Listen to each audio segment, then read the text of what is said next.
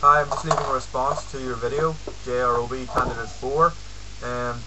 I've had quite a lot to do today, so the video's been up for maybe 16-17 hours now, so I'm not sure if this is really cutting edge and right to the moment as I would have liked it to be. Okay, so let's see, I recommend really taking the pawn because it's supported by the rook. Then black should probably do something like you advise, like build up on the pawn there at e2. I should then remove the pin on the bishop, as I've said, as you also pointed out. Black will probably take the pawn, which isolates that pawn, both pawns in fact. Queen across to g2 with mate coming next, so black, as you said, will have to come up to d6 there.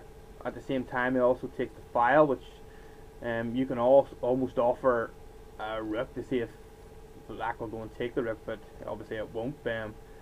Needs to move then to safety, at which point you should capture the 7th rank, with then also check coming on g5 there, and also hitting that pawn to the left. Black interposes the rook to prevent that check coming, and also protect that pawn. I'll take the rook anyway because you've still got check mate there on g5, plus you're still hitting that rook, which means queen must take it. Bishop to build up on that g6 square. Not much you can do on the king side at the minute if you're black. You can hit that pawn. Almost a forced exchange here, skewering the queen and the rook at the same time as checking black's king, and also isolating that pawn. Almost a forced take, followed by rook taking the queen, check. You can see here that black has 3 different pieces being hit at the moment, but the check will alleviate all the pressure there. Being supported by the bishop with check, king must move, and you can see here now that black's hitting the pawn and the bishop and the pawn. So what would be the next move really? I think that there would have to be some sort of discovered check move. It just depends where you want to land the rook. So in the spirit of your video, let's look at what we've got. We have either a4 takes b5, at which point the bishop will just capture the pawn. So that's got nothing in it.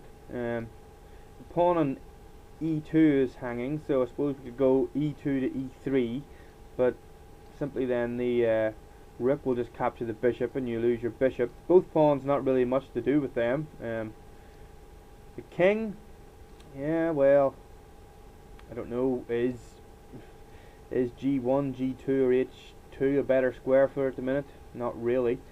So really it is a rook move, or a bishop move. So I wonder, does anybody see what I see? I think the best move in this position should therefore be the discovered check with the bishop landing the rook on e6, winning the rook, with a win for white there, I would think. So if anybody else has any suggestions, or they want to get back to me with any questions, I used Chessmaster 10th edition to make this movie. I've been starting to get to understand its workings a little bit better, and using it to better my chess. So thanks for tuning in. All the best. Thanks now.